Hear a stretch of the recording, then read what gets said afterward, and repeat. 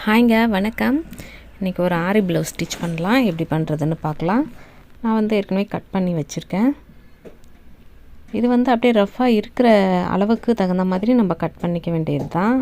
Front அளவு மட்டும் நம்ம கரெக்டாக கட் பண்ணிக்கணும். மற்றபடி நெக்கு கையெல்லாம் நம்ம அதே அளவுக்கு தானே கட் பண்ணிக்க போகிறோம். இது ரெடிமேடாக போட்டு விற்கும்ல ஆரி, அந்த ப்ளவுஸ் இது போல் கட் பண்ணி வச்சுருக்கேன்.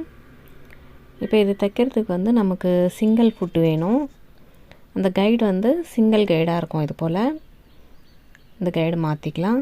இது லெஃப்ட்டு ரைட்டுன்ட்டு நமக்கு நிறைய விதமாக கிடைக்கிது. நமக்கு எந்த பக்கம் கைவாட்டமோ அந்த கைடு போட்டுக்கலாம்.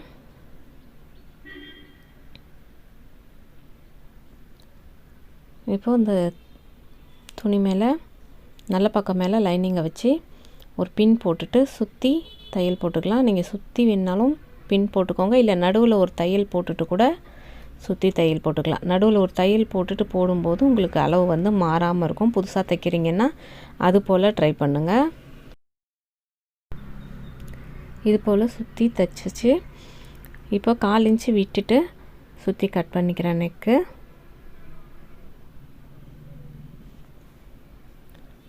இது போல் கட் பண்ணிவிட்டு சுற்றி கட் கொடுத்துக்கலாம். அப்போ தான் அது திருப்பி கொடுக்கும். அதுக்காக நல்லா அந்த ரவுண்ட் ஷேப் திரும்பணுன்னா அந்த மாதிரி கட் கொடுத்துக்கலாம். தையலில் படாமல் கட் பண்ணிவிட்டு இப்போ அப்படியே திருப்பிட்டு லைனிங் மேலே ஒரு தையல் போட்டுக்கலாம். இதில் பார்த்திங்கன்னா நம்ம 2 துணியை சேர்த்து தையல் போடுற மாதிரி அந்த ஜரி ஒர்க் இல்லை. அப்படியே பீடும் ஸ்டோனும் மட்டுமே வச்சு ஒர்க் பண்ணியிருக்காங்க. அதனால் தையல் போட முடியாது. அதனால் இப்படி மட்டுமே நம்ம தையல் போட்டு விட போகிறோம்.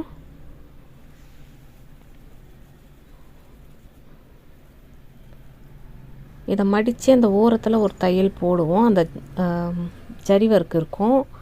அது இல்லாதனால இப்போ அப்படியே விட போகிறேன் நான். இதில் தையல் போடுறதுக்கு வாய்ப்பே இல்லை. இப்போ இதை சுற்றி தையல் அடித்து வச்சிடலாம். இப்போ அதே போல் கையில் ஜாயின் பண்ணிக்கலாம்.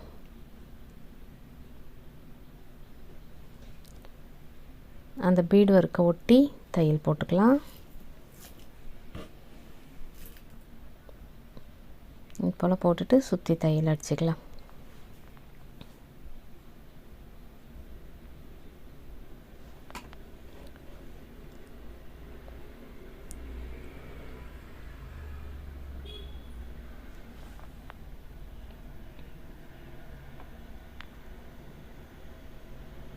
இது போல் 2 கையுமே கட் பண்ணி வச்சுருக்கேன். Front back ஆழப்படுத்தியாச்சு.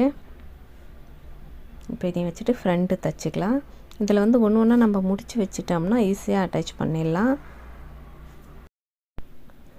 இந்த சிங்கிள் கைடு இருக்கிறதுனால நம்ம ஒன்று ஒன்றா முடித்து வச்சுட்டு கடைசியில் டபுள் கைடு மாற்றி நம்ம எல்லாத்தையும் தைச்சிக்கலாம். இப்போ இது போல் நெக் ஷேப் வரைஞ்சி கட் பண்ணிக்கிறேன். இதில் நெக்கில் பார்த்திங்கன்னா ஒர்க்கு ரொம்ப கோணையாக கொஞ்சமாக இருந்தது. அப்படின்னா துணி பத்தாமல் இருந்தது.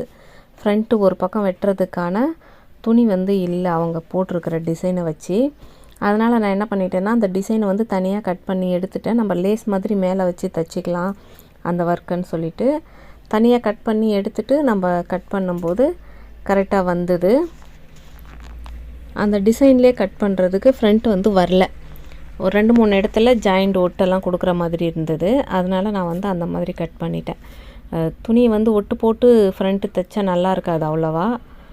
துணி இருக்கும்போது வேஸ்ட்டாக நம்ம எதுக்கு அந்த மாதிரி பண்ணணுன்னு அந்த பீட் ஒர்க்கை மட்டும் நான் கட் பண்ணி எடுத்துட்டேன்.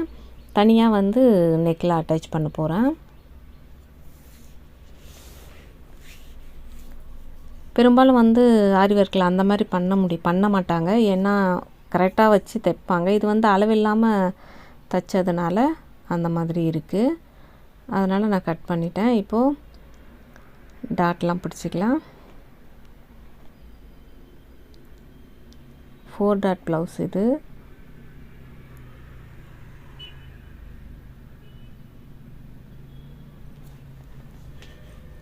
இப்போ பட்டி அணைச்சிக்கிறேன். நல்ல துணி நல்ல பக்கம் வச்சுக்கலாம். லைனிங் துணி லைனிங் பக்கம் வச்சுட்டு தையல் அடிச்சிக்கலாம். கொஞ்சம் அந்த ஷார்ப் கொஞ்சம் வெளியே எடுத்த மாதிரி வச்சுக்கலாம். அப்போ தான் நம்ம திருப்பும்போது கரெக்டாக வரும். அந்த ஷார்ப் ஒட்டியே வச்சோம்னா நம்ம துணி திருப்பும்போது கோணையாக தெரியும் ரொம்ப. இது போல் தைச்சிட்டு இப்போ துணியை திருப்பிக்கலாம். திருப்பிட்டு நல்லா தேய்ச்சி விட்டுட்டு படிமான தையல் ஒன்று போட்டுக்கலாம். பட்டி துணி மேலே தையல் போடணும். ஓரத்தில் நல்லா கரெக்டாக நேராக போட்டுட்டு வந்தோம்னா நல்லாயிருக்கும் பார்க்குறதுக்கு.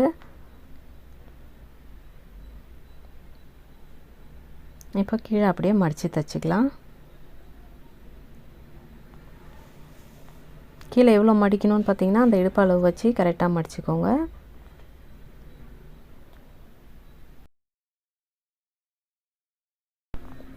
இப்போ ஊக்குப்பட்டி தைச்சிக்கலாம். அந்த துணியை எடுத்து மேல் பக்கம் கொஞ்சமாக மடிச்சுட்டு அப்படியே ரைட் சைடில் வச்சு ராங் சைடில் திருப்பி அடிக்கணும்.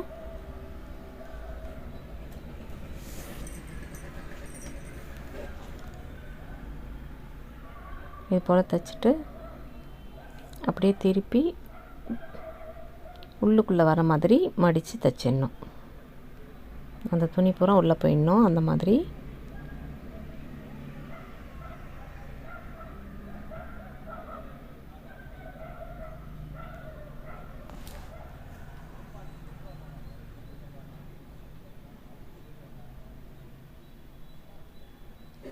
இப்போ இந்த எக்ஸ்ட்ரா துணி இருக்கிறத உள்ளே மடித்து அதையும் தையல் போட்டுடலாம்.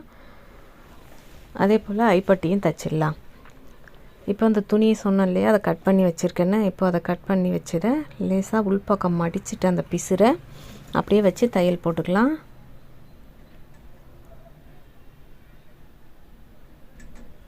நம்ம லேசெல்லாம் தைப்போம்ல அதே போல் தான். ஆனால் இந்த பிசுறு வந்து உள்பக்கமாக மடித்து தைக்கணும், அவ்வளோதான். இதுக்கு சிங்கிள் கைடு போட்டுக்கோங்க.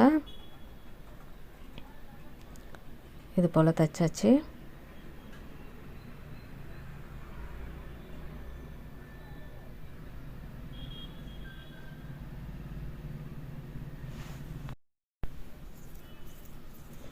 இப்போ ஷோல்டர் 2 தையல் போட்டு எடுத்துக்கலாம் 2 பக்கமும். இப்போ கை அணைச்சிக்கலாம். ஆழப்படுத்தி இருக்கிற பக்கம் ஃப்ரண்ட்டில் வரணும், அது போல் வச்சு தையல் போட்டுடலாம். ஷோல்டரில் கரெக்டாக சென்டரில் கைப்பகுதி வச்சுட்டு சென்டர்லேருந்தே தைச்சிட்டு வந்தாலும் வைக்கலாம், இல்லை இந்த மாதிரி ஓரத்துலேருந்து அளவு கரெக்டாக வச்சு பார்த்துட்டு தைச்சிக்கலாம். துணியை வந்து இழுக்காமல் தைச்சிக்கலாம். கை துணியும் உடம்பு துணியும் கை இணைக்கும் போது மட்டும் இழுக்காமல் தைக்கணும். இல்லைன்னா அந்த சுற்றி பார்த்திங்கன்னா பஃப் அந்த மாதிரி ஆகிடும் சுருக்க சுருக்கமாக.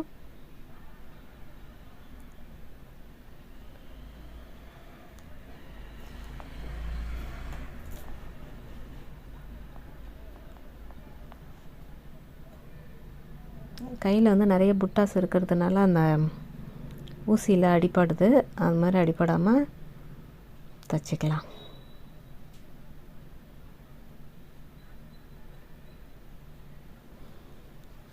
அதே போல் 2 தையல் போட்டு எடுத்துக்கலாம்.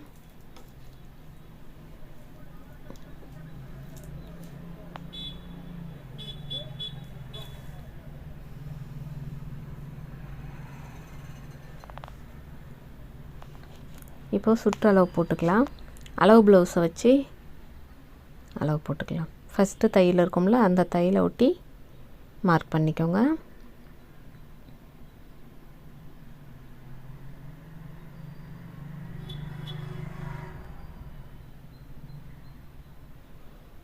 இப்போ கைக்கும் அதே போல் மார்க் பண்ணிக்கிறேன்.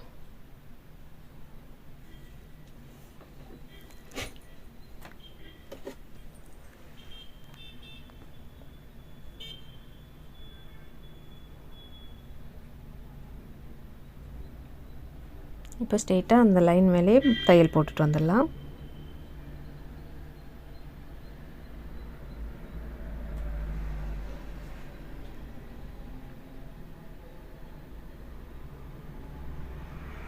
கை வந்து நம்ம கரெக்டாக ஜாயின் பண்ணணும், அப்போ தான் வந்து இழுக்காது துணியை.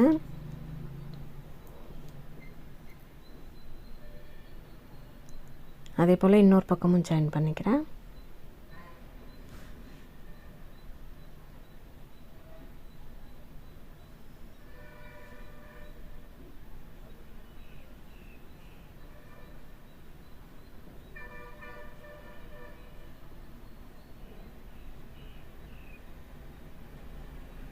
பார்த்திங்கன்னா அந்த கையோட இணைப்பு வந்து கரெக்டாக இருக்குது பாருங்கள், அந்த இணைச்சிருக்கிறது மேலே கீழே இல்லாமல். பார்த்திங்கன்னா எக்ஸ்ட்ரா தையலெல்லாம் போட்டாச்சு, போட்டு ஃபினிஷ் பண்ணிட்டேன். இது போல் நம்ம ஈஸியாக தைக்கலாம். புதுசாக தைக்கிறவங்க ஆரி ஒர்க் துணினா பயப்படாமல் வாங்கி இந்த மாதிரி தைக்கலாம். நான் தைச்சி காமிச்சது உங்களுக்கு புரிஞ்சிருக்குன்னு நினைக்கிறேன். புரிஞ்சிருந்துச்சுன்னா கமெண்ட் பண்ணுங்கள். தேங்க்யூ.